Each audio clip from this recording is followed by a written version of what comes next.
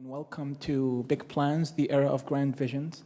What an exciting time and what an exciting audience we have here. So we're really delighted to talk about the issues that we're presenting today. Let me introduce myself. My name is Ali Al-Samurai. I am a candidate in city planning at MIT and a research assistant at the Center of Advanced Urbanism. Previously, I was a practitioner since 2013 in architecture and urban design in both the Middle East and America.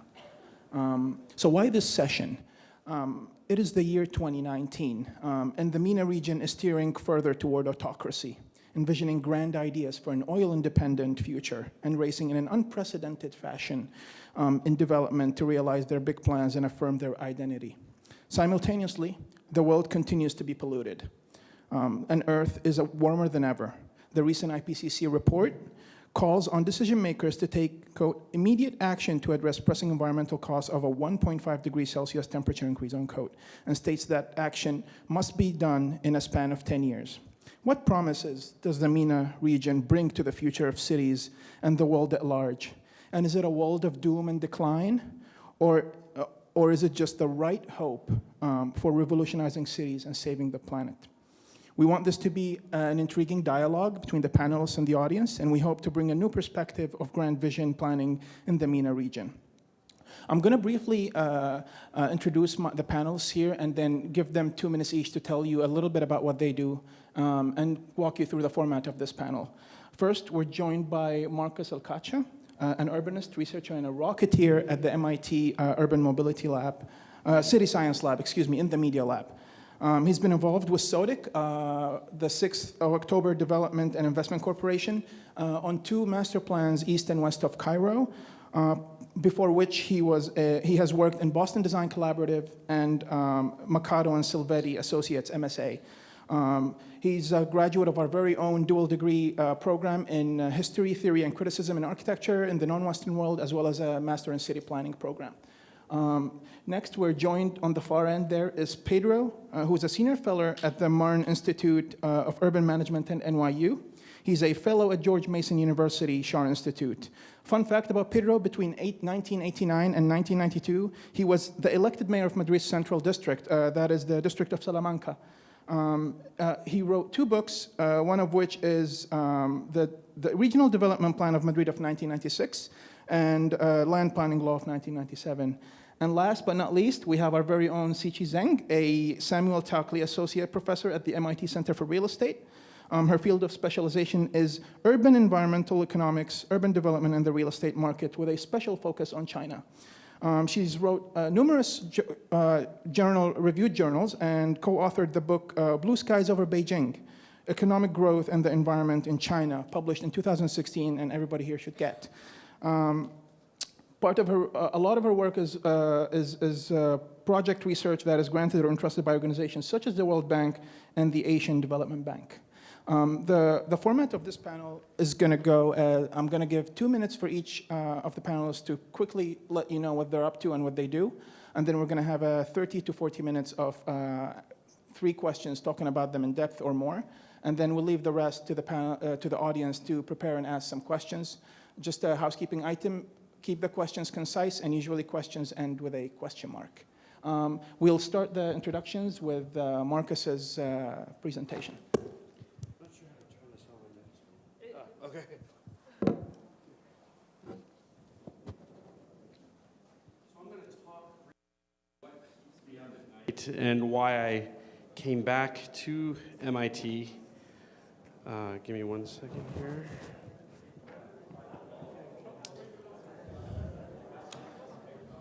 So I'm going to give it kind of a quick overview of what we're doing and what keeps me up at night. So really, I've been working on master plans in the region for the past 8 years before returning to MIT. And what's really keeping me up at night is this problem of rapid urbanization. How are we going to manage growth like in Cairo, where in 2017, the city grew by 500,000 people in 1 year? And I want to point out that it took New York City 100 years to have 500,000 people. So the rate and scale of change is really phenomenal in the region. And there's 2 phenomena that's happening. You have this rise of informal housing, which is really, well, first enclave urbanism, mega blocks, districts that are of gated communities strung along highways. And the other phenomenon that's being witnessed is informal housing. And both are challenges of urban management. I think that, that really can be solved through the work and research that we're doing here at the City Science Group. So I'm going to first talk about informal urbanism. It's projected by 2050, a third of the global population will be living in informal settlements of some sort. And these are examples of Cairo, where 70% of Caireans live in informal housing. And I want to point out that this is not squatter, right? This is not unsubstantial. It's concrete, it's brick. It's not a lack of money. It's really a lack of strategy on how to really harness this capital and focus it in more kind of constructive ways. And it's happening in Saudi Arabia. It's happening in Turkey. The other phenomenon that's really problematic is enclave urbanism, segregated urbanism, sprawl, essentially. And it's really a product of decree-type urbanism, urbanism by mandate. And it's also a problem of monumentalism, where from the 70s, there's been this fascination with kind of formal-driven design. And I want to point out that Corbusier was the guy who was proposing leveling most of central Paris and replacing it with skyscrapers kind of in a landscape. So this type of urbanism, which is really pervasive in the region, finds its roots in the 60s and 70s. There's also a technological element to this, where the advent of cheap infrastructure and networks that allow for cities to grow in very sprawling manners has really developed this kind of autocentric fascination with urbanism. And you see it in China, where you have kind of mega block cities. Even though this is very dense, it's very single-use zoning. And you see it, of course, in Saudi Arabia, and one of the biggest offenders being Dubai, which is basically a series of gated communities strung along the Sheikh Zayed Highway. But I think it's even more problematic in areas like Cairo. This is an aerial photo of New Cairo, and I would argue that the amount of water that would make this area livable is more detrimental to the environment than building on agriculture land. And what it's resulting is this kind of endless amounts of built housing in the formal sector, which is left empty because nobody wants to go there, nobody can get there. And it's endless amounts of poorly allocated money. And I would argue that the new capital is going to be equally as problematic unless certain understandings of why these kinds of cities need to be built is presented. Neom is another great example of a monument city, which is being touted as a solution for urbanism in the region, but again, it has all the characteristics of failed urbanism in the region, which is autocentric, enclaves, urbanism. So how do we fight this? What are we working on? What is our group working on? We're trying to develop systems or tools that use data analytics, computation simulation, and visualization techniques to develop consensus around what makes well-functioning urban environments. And I have a couple of examples of how we do this and how we understand or how we group data sets into these kind of data proximity and diversity metrics to understand cities through this lens of quality of life, job opportunity, and resource reduction. And these are some of the examples of deployments that we've successfully developed. One in Saudi Arabia, looking at looking at land use around walkability, access to jobs, and access to parks. And these are simulation tools that allow planners, community members, technicians to interact with large sets of data without necessarily being data scientists on their own. So what we're doing is we're developing integration tools, not the metrics that underlie them. And then this is a more close to home example of the Volpe site, which is very controversial for MIT right now. And I'll just quick through this because I think I'm over my time. But this is a typical interaction where people can manipulate land use groups throughout the site and understand performance metrics through these kind of visualization systems, whether it be heat maps on the actual physical model or more abstract data through things like rose charts or 3D representations. So with that, we will go to the next presentation. Thank you. Thank you very much. Yeah, it's going. It's just, you have to hit play. Yep, this one is next. Just hit play.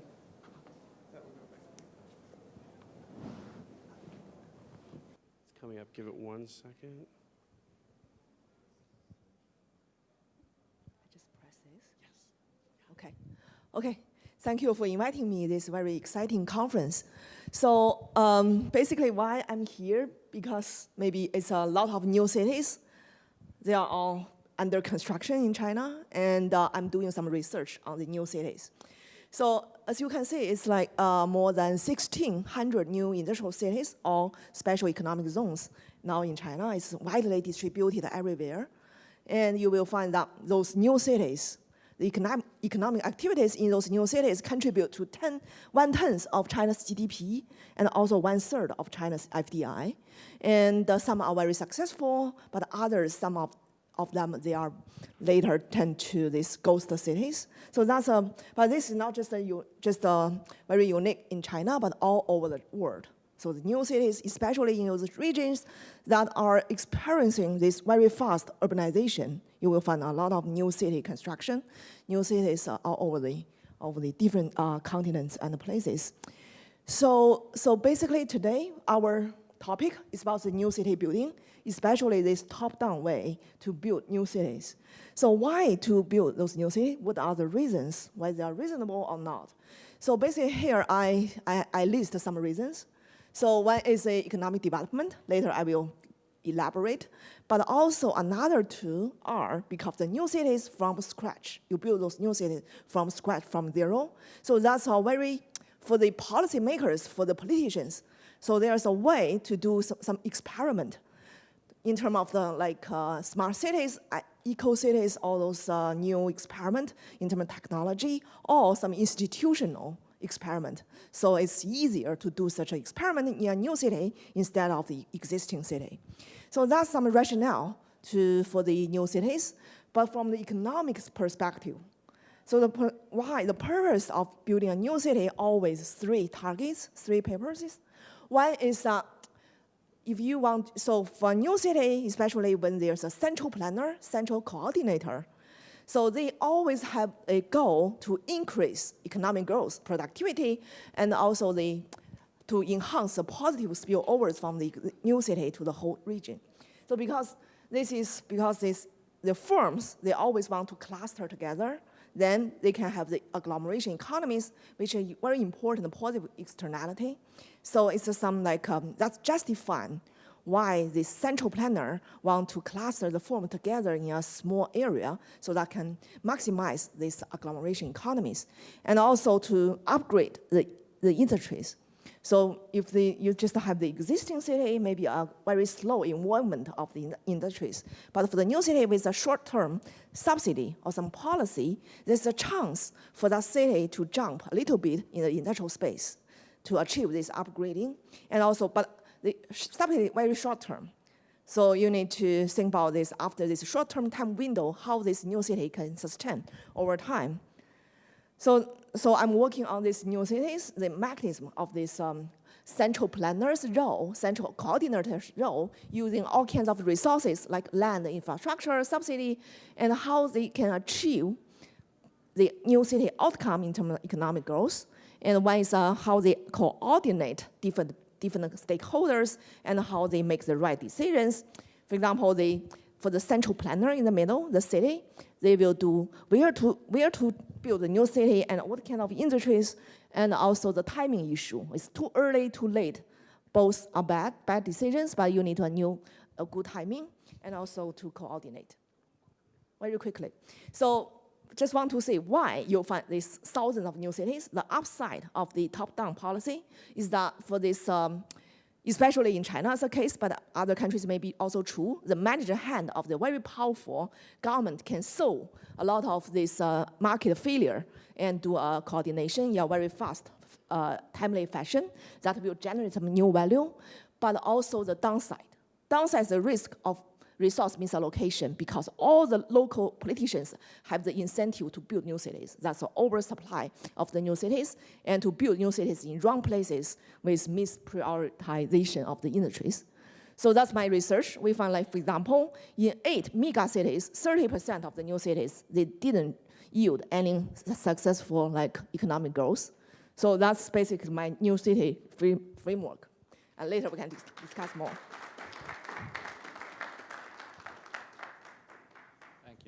Can someone help me with... No, it's going to be 2 minutes. Well, I'm not going to talk about what I do, because if you want to know, let's have a coffee. No? I'm going to talk about what issues I think we could discuss in this panel. No? So in the history of the world, there has only been 3 cities with more than not even 700,000 inhabitants. 3 cities. 3 cities in 6,000 years. Yeah? So 3 cities in 6,000 years. Now we have 500. And that has been in the last 60 years, 70 years. No? And these 500 cities produce 75% of the GDP of the world. So if instead of 500 we had 600 or 650, we don't need the rest of the world to produce the 100% of the GDP of the world. No? Why cities are metropolises? These kind of big cities are extremely powerful because they are extremely productive. Normally a metropolis is 25–30% more productive than the rest of the country. And so that's why they are growing so fast, because they attract a lot of people because of that. And as a matter of fact, if you put the 100 most productive, largest GDP territories, areas in the world, the black lines are countries, the red lines are metropolis. The country number 14 will be Tokyo, the number 15 will be New York, 20 Los Angeles, Chicago, and so on. And that's the first 100 metropolis. And 46 of them, that's the 100 most powerful places, and 46 are already metropolis. If you put the next 100, probably 70 will be metropolises. So metropolis are more powerful than many countries, and they are becoming more and more powerful. And many countries, if their metropolis don't work, the country do not work. When you have, for instance, Cairo is 60 or 66% of the GDP of Egypt. If Cairo doesn't work, Egypt doesn't work. Manila, and so on and so on. I'm not going to get into that. But what you have to have very clear, how many of us are urban planners? None? Well, very few. Great. Congratulations. If you're an urban planning, you don't know how a metropolis works. It's a completely different way. A metropolis doesn't work in a top-down, bottom-up system of autocracy. That doesn't work. It's not a pyramidal government. It's not a pyramidal system.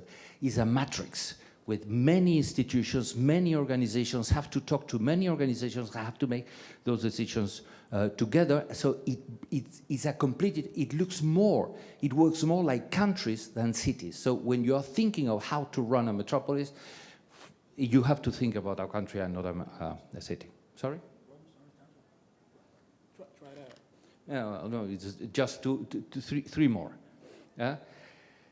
To make an analogy, metropolis cities are like computers. You have the hardware, you have the software.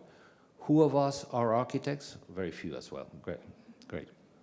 So the importance of in a metropolis is not the hardware, is not the buildings, it's not the roads, it's not like in a computer. The computer might be worth $1,000, $2,000. What is worth in a computer is what is inside, is the logistics of the inside, which be worth millions, no?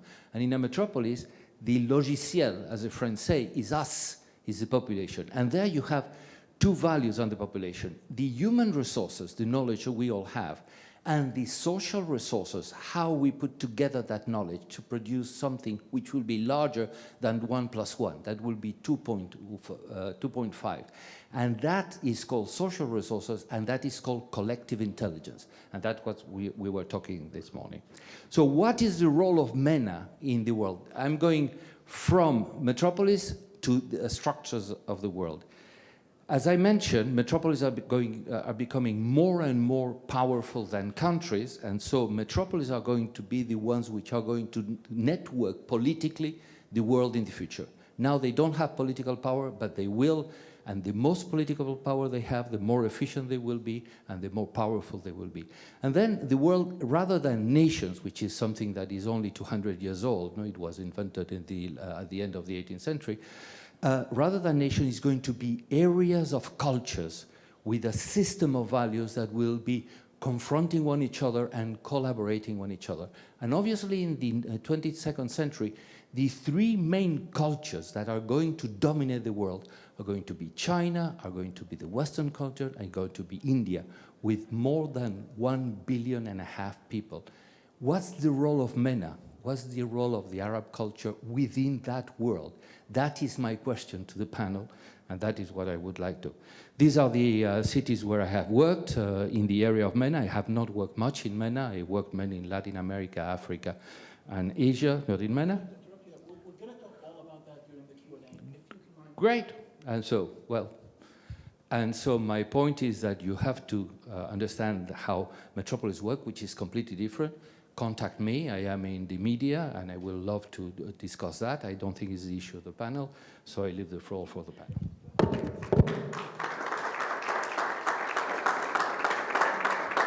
That was fascinating. Thanks to all of you.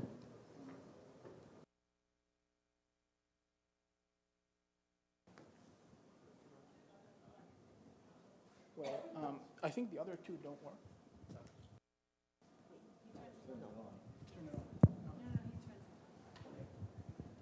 So I'm going to start with the first question for you, Sichi. Why are governments choosing to plan cities in the global south in general, where you've shown us a lot of the work that you've been doing, Asia, and especially in the MENA region, from a top-down approach? And how do you see the impact of such plans on the future of the region? Okay, so just now in the brief introduction, I already presented some of the key points. So for this new cities, the planning and the construction, so I feel like the future, you need to think about this upside and downside. So this top-down system, the upside and downside. So most of my research is on China, but I also do some international case studies, like in South Korea and also in Saudi Arabia. So for example, the King Abdullah Economic City, I also did a case study on that. I feel like that's also a very top-down system. So in the top-down system, I feel if we can maximize the benefit of that, but to try to avoid the mistakes in those systems, then later we can have a better future of the new cities. So as just now I mentioned, the upside, the benefit side of this top-down is that it's a very strong coordinator of the city government or some very big company, so they can just internalize about all those positive externalities of this cluster, this industrial cluster, because the individual firms, they don't have the incentive to cluster together. They don't have enough incentive. And the government can send a very clear signal saying that I'm going to build a new city here, I'm going to continue to invest in the next 10 years. So then the individual firms and the workers, they get the confidence, they get into that area, so that can solve this first mover problem, because there's no first mover without such a commitment. So they have a lot of uncertainty in the information. They don't know later who will follow them, so it's very hard for the first mover to move in, but with a strong hand from the government, that will solve this first mover. And also they can provide the public service and the infrastructure. They can do the initial investment and take the risk. It's like a big entrepreneur. But the downside is that if they make right decisions, that will be very good. But sometimes they don't have the information and they have the wrong, subjective function. because they only consider their promotion, for example, local officials, and they only consider other things, then they made the wrong decision. They don't have the knowledge. So they build new cities in very not that good places with very weak fundamentals, and also they choose the wrong industries. They say, okay, the current industrial base is not that very good, but they always want to cheese those very top, like finance and AI, those industries, then they cannot jump that far. Then they just can lose the game. So how to give them enough information, how to align their incentive with a social benefit, then take advantage of this top-down and coordination power. I think that's for the future. Interesting point. Markus, what do you think about that? Why do governments, especially in the MENA region, plan from a top-down approach? Well, I think there's two phenomena that's happening. First, cities in the MENA region are growing much faster than cities grew in the Western world. The rate and scale of the development is unprecedented. Part of this is because in parts of the MENA region, the population is so young, and only decades ago was predominantly rural. So you had mass rural to urban migration. At least in Egypt, this phenomenon is what's causing cities to grow very, very quickly. And the population is incredibly connected. So and opportunities are no longer found in rural settings. So you can't sustain yourself as a farmer anymore. So I think the only way to manage that is through a very pointed process. The second region is that you have these massive sovereign funds in the region, which really have very little outlet to develop economic activity other than in the real estate sector.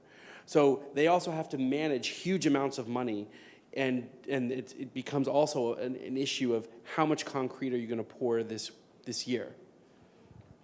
Interesting. You mentioned segregated urbanism and the kind of enclave urbanism that happens in the MENA region in general. The region has been trying to conceive of a futuristic carbon-free living. Places like Masdar, Songdo, and the recent NEOM $500 billion development. And most lastly, the Egypt's new administrative capital, which you're familiar with. How effective are these initiatives in your mind? So I don't think they're very effective for a couple of reasons. I think, again, as we were discussing earlier, the reason that these cities are being built is not for what I believe is the higher aspiration of creating the armature for economic, social, and for economic and social activity. So that armature is what we try to analyze and understand. How do you create the environment that hosts economic activity that allows more people to prosper? When you get into monumentalism and you build cities for purely effect, then you're losing kind of your focus. And you see multiple examples of this. I mean, in the region, Sadat City was one of kind of the first beginnings of kind of failed urbanism at a monumental scale. Most of that was designed here in Boston by Breuer and Crane Associates. So I mean, they had these very grand visions, but not really understanding what cities are supposed to be doing. What's the primary function of a city? Interesting. And Pedro, do you have any additions to that? What do you think of the regions of trying to conceive futuristic efforts of carbon-free living with their Disney-like schemes or enclave urbanism efforts? Well, the situation of China with the new cities, it looks like it's more like industrial development cities and so on. So it's very selective. But when you are proposing a new town, a full new city, a new town, if you have been elected to manage the actual city, and you say, I don't know how to manage the actual city, so I'm going to build a new town, what you should do is resign, not to build a new town. Because a new town is not the solution for the actual city. So what we have is to find the solution for the actual city and not to propose heaven because we are unable to manage earth.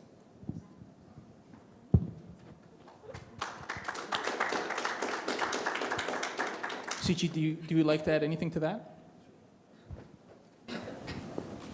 Yeah, I agree with this. So yeah, there's multiple purposes of building new cities. So in China, always is like the primary purpose is to stimulate the economy. But there are other things like to build an eco-city, to build a low-carbon city, all those things. That's true. It's like sometimes a speculation. So all this is just a very ambitious goal for the local politicians, maybe also for the central government. But later, it's like very short-term thing. And later, you will find that they shift the interest to other things. So I feel like that's a high risk. Pedro, you shared with us the kind of powerful metropolis and the progress among cities and largest GDP trends. Let me ask you this. Demographic trends in the Middle East point to a future of ever more youthful and increasingly crowded cities. The Middle East has the youngest population of any given region in the world and the second highest in urbanization rate. 63% of the region's population is under 29 years old, and the region's average annual urban growth rate of 4% makes it only second to the sub-Saharan Africa. My question is this: given this accelerating rate of growth and globalization in the Middle East, what opportunities lie moving forward in thinking about the future of planning in the region? With intelligence, you can. I mean, the growth of Mena is similar to the one in Africa, is similar to the one that has been experienced in Asia and in Europe in the 19th century, where the industrialization process and so on. And in many places, it's in the range of 5%. In Pune, in India, it's 11%. When you're growing at 5%, and Mena is growing at 4%, that means that every 14 years, you double the size. 14 years. So if you have Cairo and you have to double Cairo, you have to build Cairo in 14 years. You have to build Paris, you have to build London, you have to build New York. If that was applied to New York, it will be building 10 blocks of New York every day. So as the figures are staggering, no, the politicians don't want to hear those figures because they are responsible for them. So we discussed this morning about figures which are lied, and we discussed this afternoon about population growth and economic growth. Politicians, so they don't want to hear those figures, and they either ask the professionals to lie and to run them down, or they say, well, as those figures are for 30 years, it's not my problem, it's the next guy that will have to solve that. So really we have to ask them to realize that those figures have to be run down. The way to address those figures, it is easy, because what you cannot do is try to concentrate all that in the same place. You have to locate the different places in the metropolis that have mass public transport. And when we're dealing with more than 4 million people, mass public transports are not BRTs. I think there are some people around here with BRTs. It's not BRTs. Before 4 million people, it's trains, is metro, is rail that has the capacity. And then you have many locations where you can develop those areas, and adding up those locations, it responds to those 4% growth. But if you try to make it in a single location with a new town and so on, it will take 30 years, and you will be late for the rest of things happening for the next century.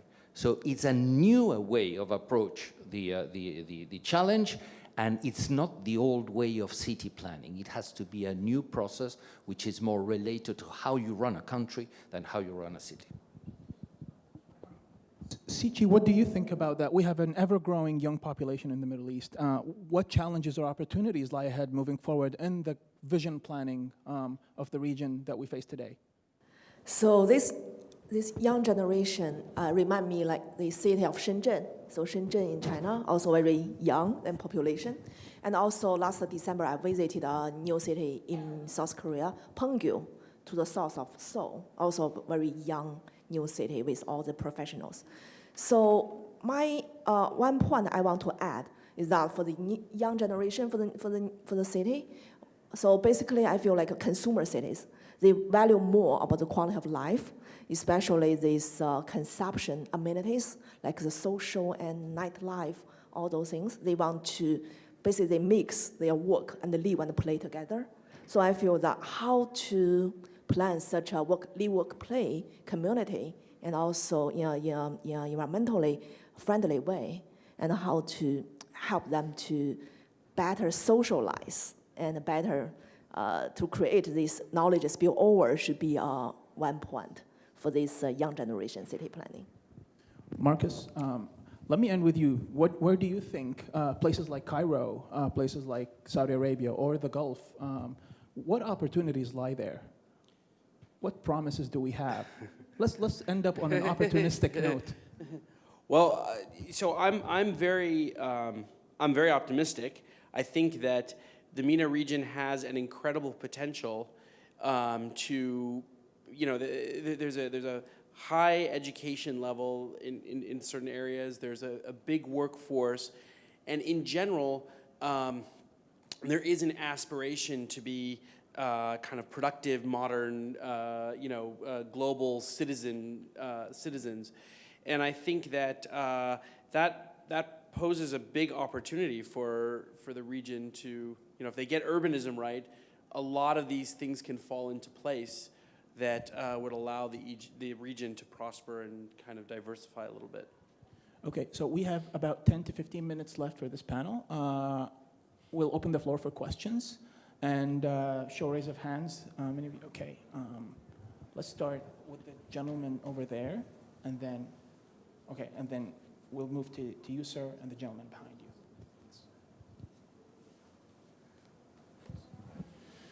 Thank you very much. This has been very enlightening. I always focus my questions around my home country, Syria, and since this topic is Mena, there's a chance to rebuild Syria down the road, maybe in 5 years, less, more, nobody knows. The problem we've had all along in Syria, with even currently, is the migration of rural areas into the cities, and that was driven by the regulations of the current government, that centralized everything, and everything has to come to the big city for people to do things, so that created a lot of problems. Now, as we rebuild, I'd like your opinion to know if it would be better to rebuild the city, the urban centers, the way that they were, maybe make them more efficient, or start new cities around and take some load off of the main cities on and around, like Aleppo or Damascus, where a lot of destruction has happened in the periphery.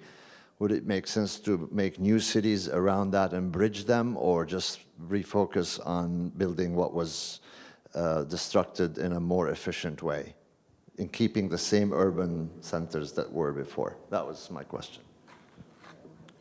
So who do we start with? Do we leave the old, or do we build on the old? Both.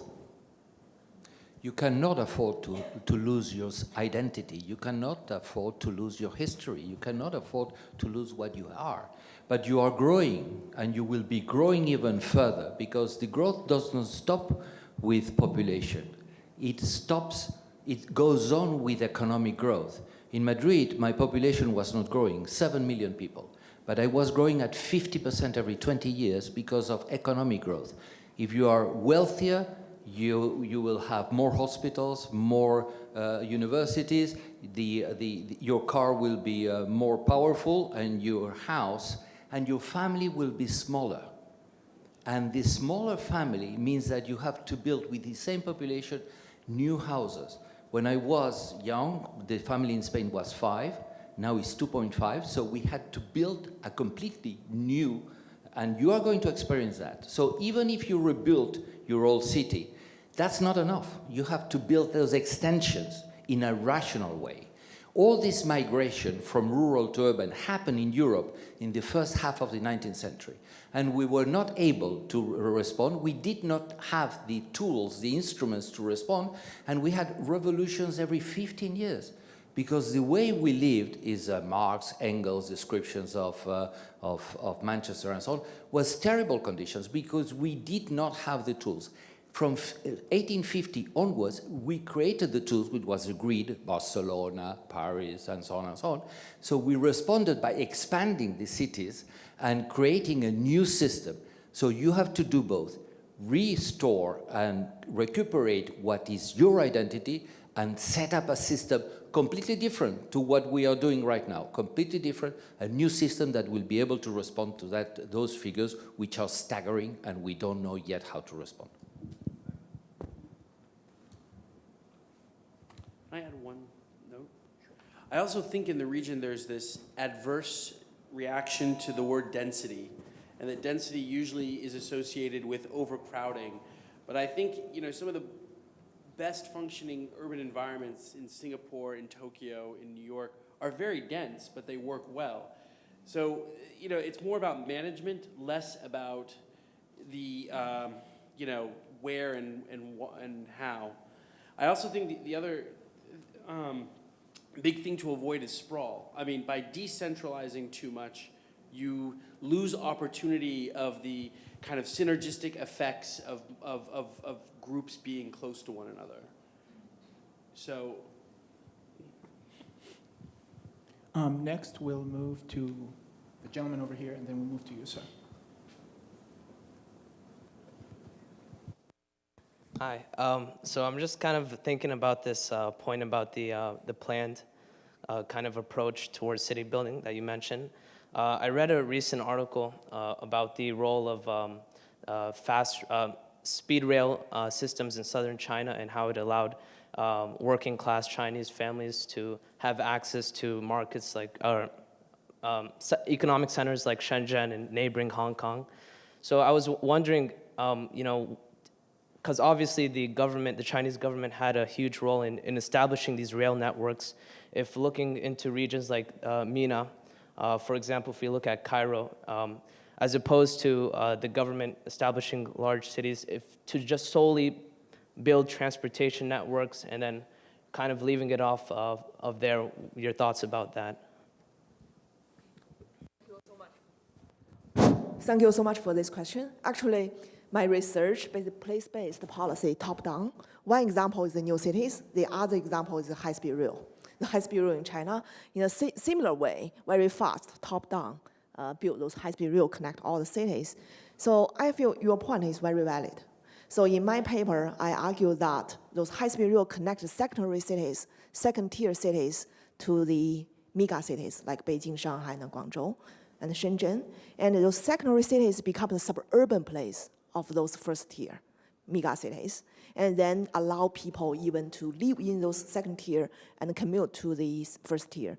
That's like mitigate the congestion cost, but still enhance the agglomeration economies. But it's true that when the high-speed rail connect a series of many cities, some are winners, some are losers. Some small, very small cities, they become losers because all the resources are absorbed by some medium size and large cities. So that's a spatial equilibrium, but your point is correct. I think in general, mass transit is one of the most fundamental components of urbanism. So, I mean, I'm a big fan of whatever connectivity planners propose for cities in general. Great, the gentleman. In Markus, in the plan you showed us, there was a new Cairo coming up. Yeah. And my question to Pedro, is that the right approach, or is that going to fail, or what should have been done? Well, he should answer, but I will. I have worked in Cairo, and I was the chairman of the jury of the Masdar competition and so on, and I have worked in Cairo. No, if you don't know how to manage the actual city, then you propose that kind of extension. No? When what happens is that kind of extension does not address the actual demand, because the plots are too large, the people, the informal sector cannot afford the mortgages to buy those houses. So what the Cairotas are doing is building on the delta in small plots. In those photos you send 12-story highs, a single family, 12 stories. The 5 children with their families live in the same place and so on. So they do not respond neither to the culture, neither to the economics, neither to the demand, and that is neither to the sustainability of the climate, neither to the water management, is crazy. That doesn't mean that the growth of Cairo should not take place on these areas, because obviously what you should not is build on the delta and the land which is highly agricultural valuable. It should take in those places in that area, but not in that way. It should take around the stations of trains, urban centralities that all the big metropolises that work well arrive. You, the Americans, call it TODs, but it was invented by England and France a century and a half ago, and it's called urban centralities. So if you build around those urban centralities with high density, so people will take the train and so on, that's the way to do it. And Cairo has a solution, but it's not that solution. Yeah, so I agree with everything. It's fundamentally, why are they building this city and for whom is the question that's not being asked and being addressed at the core of the problem. It's the formal sector, people that work in the administration, people that have the money for a mortgage, but that's not the real Cairo. Right. That's the official Cairo. We have Dan over here and the gentleman over there. Hello. I really liked your point about if you can't manage a city and you try to rebuild one, then you're failing. So in the morning, Mr. Sawiris talked a little bit about the kinds of people who run our countries and are the people who are managing our cities. And like he said, oftentimes these people's backgrounds are military or something that's unrelated to city planning. So in the absence of being able to change that, what kind of steps can we take to be able to manage our cities better without these rash decisions to start from scratch, especially in a world we live in where this is going to be a huge economic thing that's draining, as well as have a lot of global climate impact and things like that. Can I answer this? Yeah. Go ahead.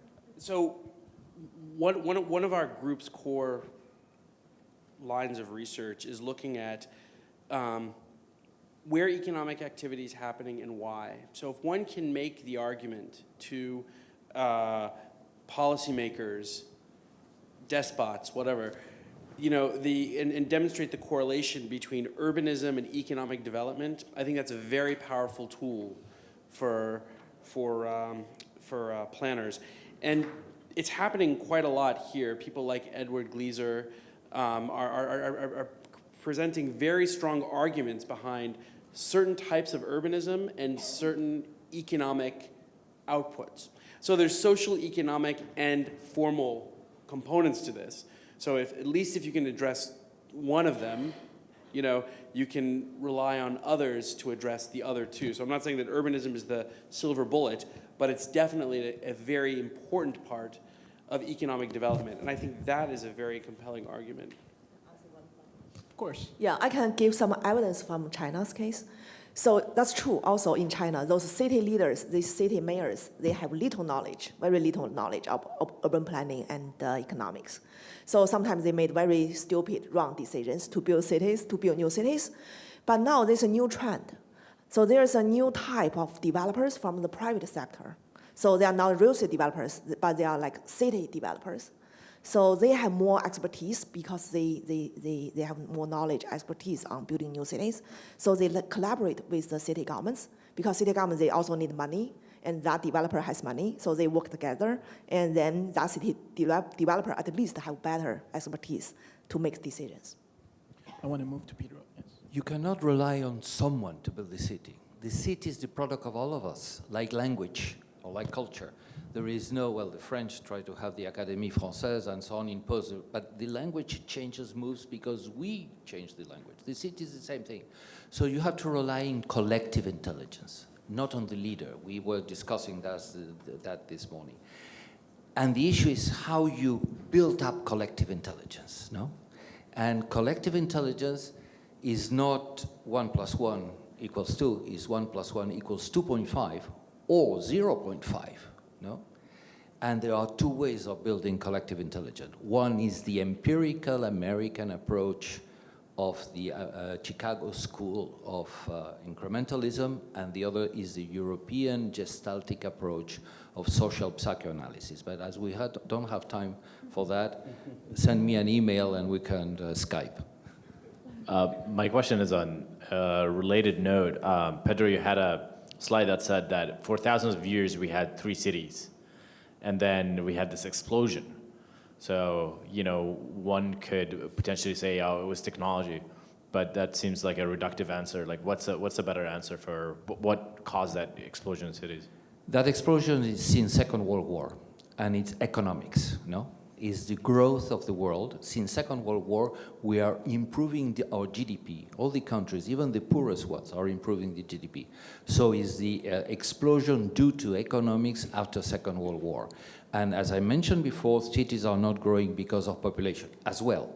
But even if you don't grow in population, you grow on space, on buildings, because you grow on wealth. And the future, the population will stop with 11 billion people. When we will reach 11 billion people, which is the asymptote of population, but we will still grow on wealth and use more of space, private and public, because that's part of wealth. We'll take one last question. One last question, thank you. Hey there, this is for everyone, but maybe Pedro. So Germany, like, after World War II, was like completely demolished. Many of the cities were burned to the ground, and a lot of people credit that to Germany's really advances in making cities more sustainable. To that, kind of it came out of the ashes. So how can we kind of apply sustainable reconstruction efforts to post-war societies and cities like Aleppo in Syria, Gaza City in Gaza, and stuff like that?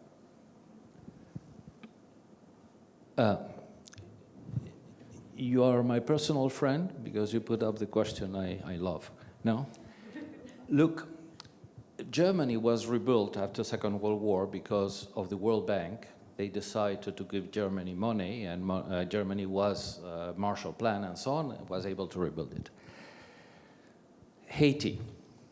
You destroy Haiti with an earthquake, you can give all the money you want in Haiti, they will not be able to rebuild Haiti. But that's my point, is not the hardware which is important, it's the software. No? Germany has human software, and they were able to rebuild the country in 10 years, and they were back the engine of Europe in 10 years, because they had the software. The hardware is not important. Haiti doesn't have the software. Another country that had an earthquake like the one of Haiti was Chile, even more important than the Haiti one, no? And Chile has software. And in 1 week, you did not hear any more about the earthquake of Chile. For instance, all the schools of Chile fell down. There were no schools. And what they imagine is taking out of the graveyard the buses that were broken. They pulled the buses to the school plot, and they started giving classes on the school plot. Is that money? No, that's not money. That is collective intelligence. That's the capacity of a society to organize itself to make 1 + 1 = 2.5. No? And that is what is lacking in many countries. That collective intelligence that we have to build, and it's much more important than making highways and making airports and making cities. It's the collective intelligence. I think we were nearing the end of our time. I thank you again for attending the last panel today. We discussed different issues, but I guess I was particularly interested by what Markus said, that the biggest challenge for the MENA region to figure out is the right urbanism. And with that, it was a really fascinating talk, and I appreciate everyone present here. And I hope you enjoy the next talk by Mustafa. Thank you.